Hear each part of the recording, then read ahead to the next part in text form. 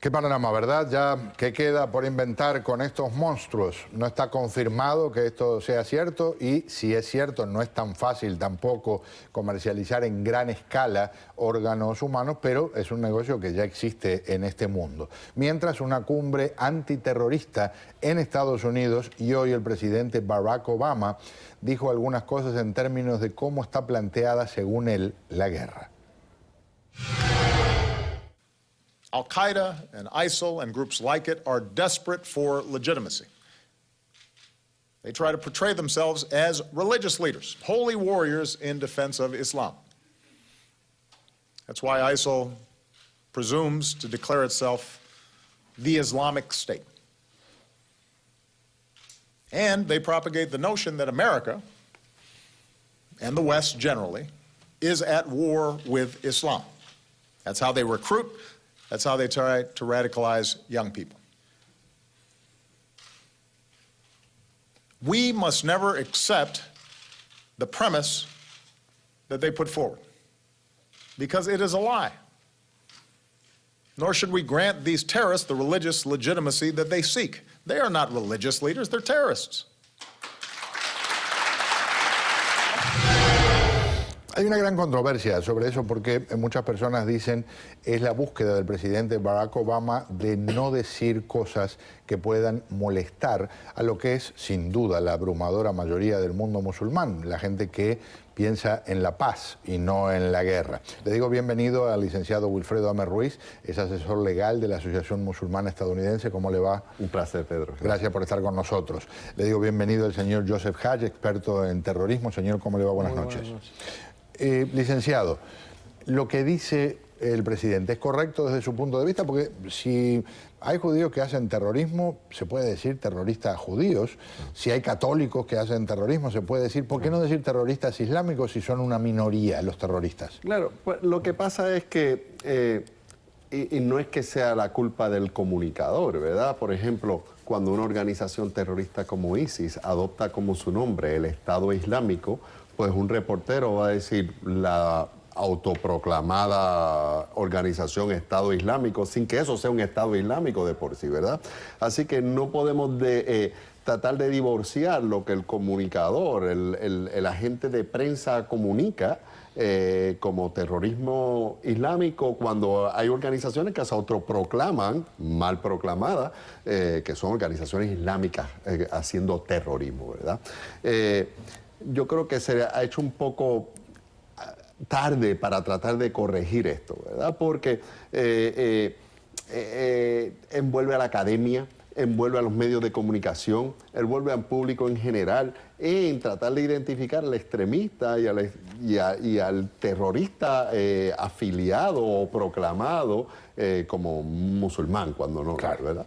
¿Qué piensa Joseph de eso? Mira, yo digo, no entiendo el punto del presidente para nada. Si los líderes musulmanes, que sean en Arabia Saudita, que sean en Egipto, que han identificado a estos, entre comillas, musulmanes o llevando el nombre del Islam a una parte que no tiene nada que ver con el Islam, y ellos dijeron que nosotros tenemos la responsabilidad de corregirlos.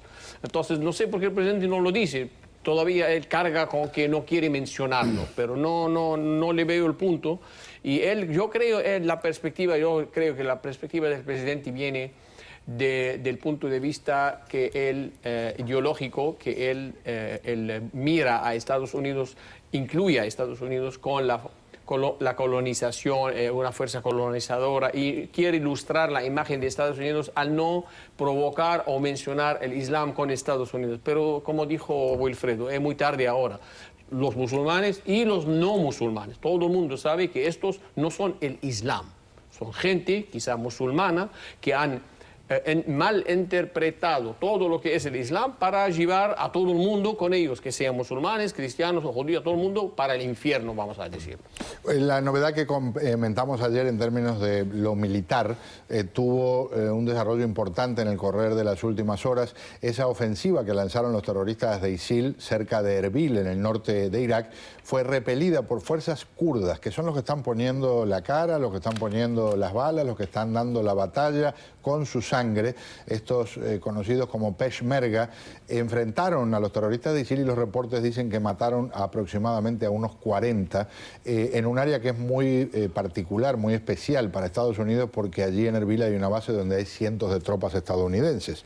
Vuelvo para lo que me quieren decir de lo que hablábamos al principio en términos de este territorio.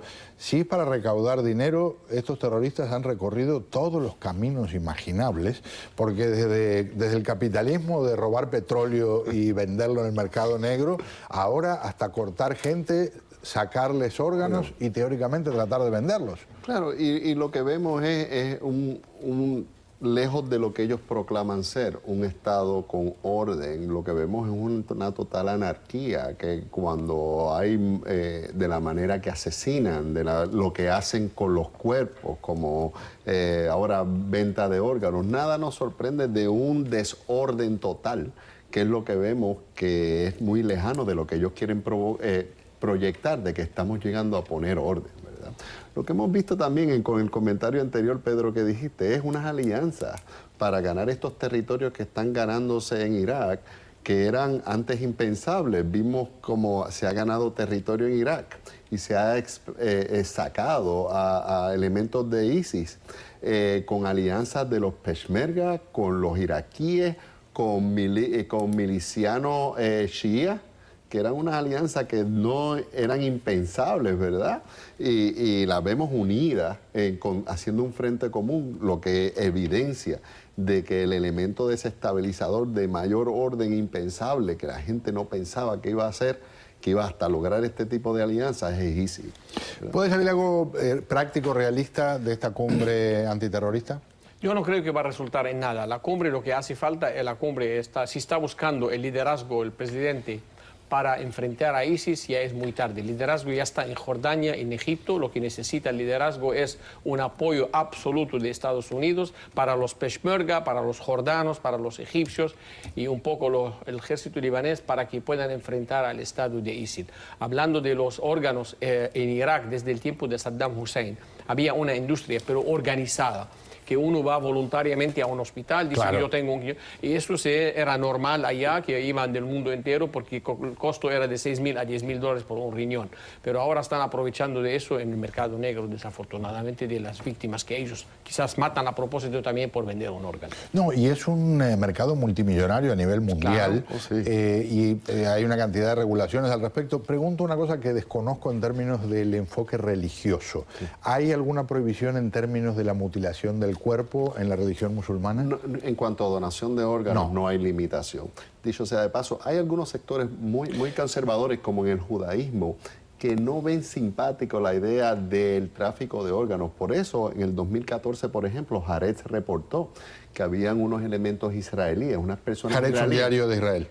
Haciendo tráfico de órganos, sí, claro, en Costa Rica, porque Israel tiene de los índices más bajos en donación de órganos por unas alas conservadoras que no están familiarizadas con esto de donación de órganos.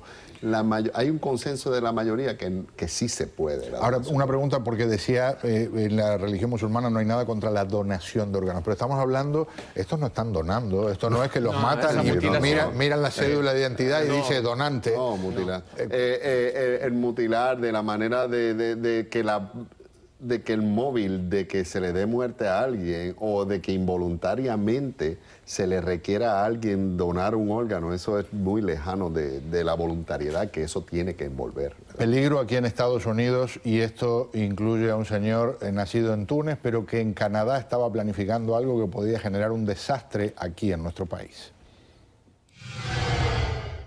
Un estudiante tunecino radicado en Montreal quería provocar una explosión catastrófica en el volcán del Parque Nacional de Yellowstone, en el estado de Wyoming, según el agente encubierto del FBI que testifica en su juicio. Se llama Chiheb Ezekiel y lo acusan de haber querido descarrilar un tren de pasajeros en Canadá. Pero el agente encubierto estadounidense reveló en la corte que Ezekiel quería ir más lejos y que hablaba de provocar el peor desastre nacional que sus enemigos podían imaginarse. Yellowstone descansa sobre una reserva de magma de 55 millas de largo y 30 de ancho, que en algunos puntos alcanza 9 millas de profundidad. Al final, el propio estudiante aceptó las evidencias científicas de que no hay forma humana de provocar una erupción semejante. Mientras tanto, en Detroit, un hombre atacó con un cuchillo en una parada de ómnibus a otros 2 que le respondieron que no cuando les preguntó si eran musulmanes. La policía lo arrestó a pocas cuadras de allí y le ocupó 2 cuchillos y un paquete de marihuana. Al interrogarlo, Terence Laveron Thomas dijo que él es musulmán. Según los agentes, estaba bastante incoherente y hay dudas sobre su condición mental. El FBI está investigando el caso. Un par de detalles adicionales. El magma es lo que provoca lo que ustedes ven en las erupciones, la lava, ese material incandescente que básicamente quema prácticamente todo lo que toca. Pero vamos a puntualizar, y ahí lo dejó claro en el reportaje nuestro compañero José Antonio Évora, esto es un asunto más de ciencia ficción. Sí hay un volcán enorme, sí hay un depósito subterráneo gigantesco de lava, pero no es un asunto de que alguien va a poner una bomba y esto se va a transformar en el final de los Estados Unidos. La idea que él tenía, que podría provocar un desastre natural que puede causar tantas muertes, tantas víctimas, tanto de daño en esta zona, es impresionante. Lo que yo siempre he dicho, que hay que tener tanta imaginación y hay que pensarla bien, que a tanto puede ir uno para hacer daño. Claro. De esta mentalidad. Creo, y lo digo con su autorización, espero, con profundo respeto, que una abuelita del licenciado le decía que fácil era que se pegara lo malo. Lo malo es lo que se pega, así que despégate de las malas juntas. Y es lo que vemos. Lo que nos llama la atención de estos casos también, Pedro, es lo alerta que están las agencias de seguridad. Y dicho sea de paso, con esto de otras denuncias de un posible crimen de odio, de que si fue perpetrado o no al producto de una pregunta si eres o no musulmán, y que haya intervención federal, lo que sí podemos decir, especialmente desde los ataques de los estudiantes de medicina de la Universidad de Carolina del Norte, hay una hiperactividad de las agencias del orden público federales, aún con nuestra comunidad, con la colaboración de la comunidad, para denunciar crímenes de odio. Ha habido mezquitas que han sido y eso lo ve aquí también en el sur de la Florida, que se han acercado. Sí. O sea que en este momento, con activistas, con clérigos, con personas... Con el liderazgo de la usted, comunidad, puede ser el liderazgo religioso, el liderazgo cívico, pero sí ha habido acercamiento. Está el FBI, está el Departamento de Seguridad Nacional. Las agencias federales pidiendo comunicación de que alertemos sobre cualquier crimen de odio, y hay una alerta en realidad no localizada, sino con lo recientemente de Copenhague, una alerta mundial. Había una marcha donde en Oslo se estaba haciendo un círculo alrededor de una sinagoga compuesto por musulmanes en señal de proteger la sinagoga.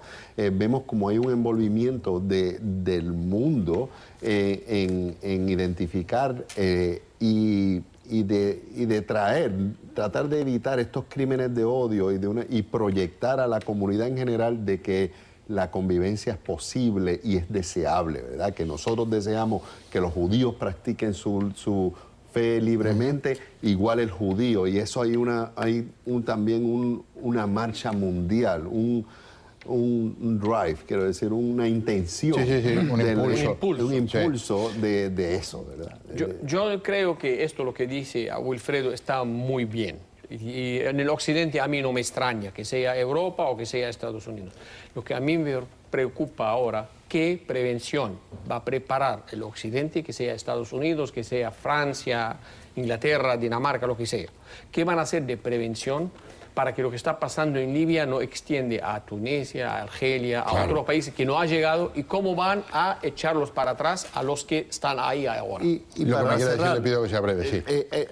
Acabo de leer un reportaje que en otro programa quizá lo podemos discutir, un estudio en la que se hizo de las causas de radicalización de los jóvenes, donde se critica el que meramente se quiera señalar, como en el caso de Francia, de que hay mucho desempleo, de que hay pobreza, porque hay otras razones subyacentes, además de eso, que pueden radicalizar a los jóvenes, ¿verdad? Y se propone que a los jóvenes se le haga un acercamiento comprensivo, que no sea únicamente vamos a darte ofrecerle un empleo. Y se hizo para eso un estudio con jóvenes de Colombia, de Afganistán y de otros países. Y me estuvo muy curioso porque también entrevistaron jóvenes de Colombia que así han sido radicalizados en la guerrilla. ¿Qué les motivaba a estar en la guerrilla? Porque era solo por la pobreza y habían otras percepciones como injusticia, corrupción gubernamental, Discriminación, alegan muchos. abuso del poder. Y esas cosas se podrían extrapolar a Afganistán, a Colombia, donde quiera que vemos problemas de radicalización, guerrilla, y que otros podemos hacer un buen Con mucho programa gusto, de eso. Claro con que mucho sí. gusto. Les agradezco su presencia. Cierro con algo anecdótico.